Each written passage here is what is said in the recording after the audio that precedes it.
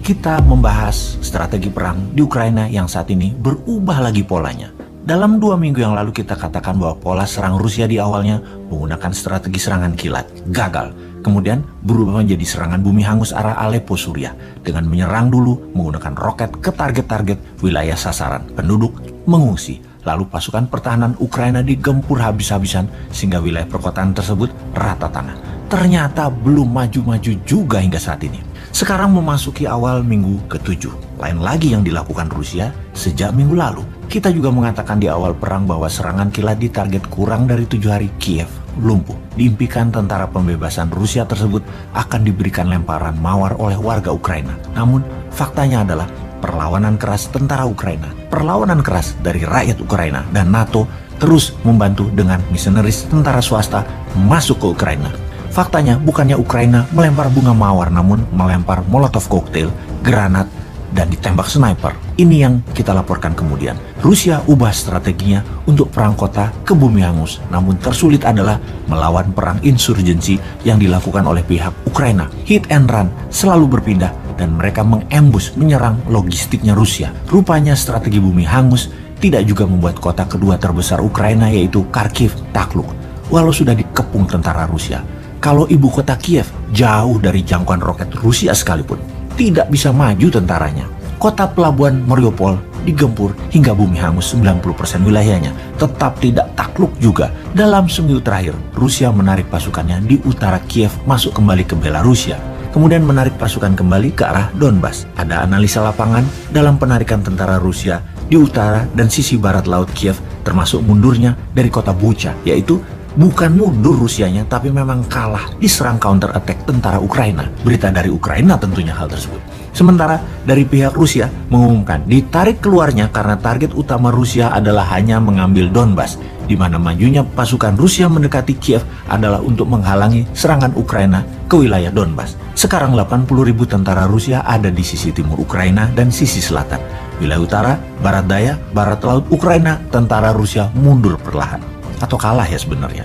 Yang pasti banyak pengamat bertanya, benarkah tujuan aslinya ingin mengambil Donbas yang kemudian wilayah itu dijadikan buffer areanya Rusia? Kita tidak tahu. Namun membawa logistik sepanjang 30 mil atau 50 km panjangnya di dalam penyerangan Ukraina kemarin dengan target 1 minggu takluk ternyata gagal.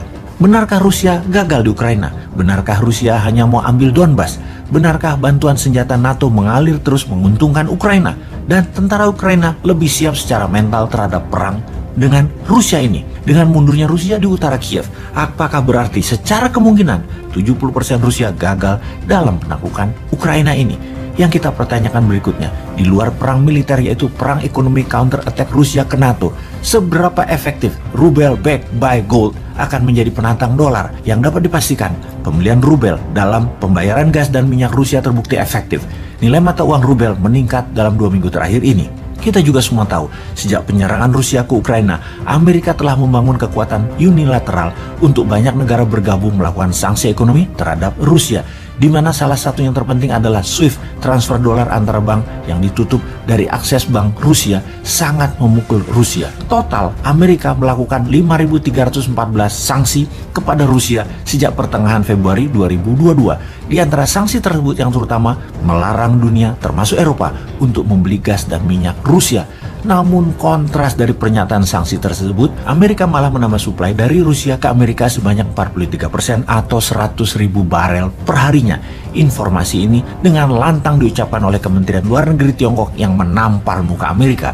Bahkan bukan hanya mengimpor minyak tambahan, namun mineral lainnya juga Amerika impor seperti pupuk juga meningkat. Sementara efek di Eropa, kalau mengsanksi ekonomi Rusia akan membuat negara-negara Eropa menjadi capital outflow atau uang keluar dari Eropa dan masuknya pengungsi ke Eropa, serta kekurangan energi di Eropa. Jadi sanksi ekonomi ke Rusia oleh Amerika adalah untuk keuntungan Amerika, itu aslinya.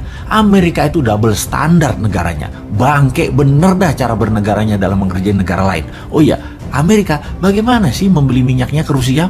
Kan Amerika negara swasta, ya swasta Amerika yang beli minyak Rusia lalu jual ke masyarakat Amerika langsung.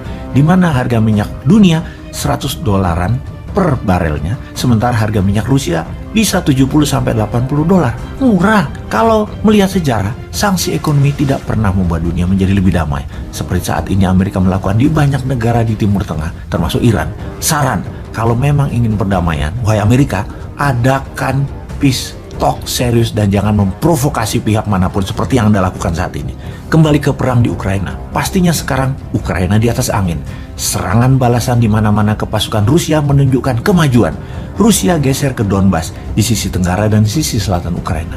Juga sekarang Zelensky tidak mau lagi mengadakan pertemuan dengan Rusia. Dia mengatakan akan terus mempertahankan seluruh wilayah Ukraina. Pede dia sekarang. Jadi panjang nih perang, namun dapat dipastikan semakin kesini semakin pasti tidak jadi perang dunia ketiganya.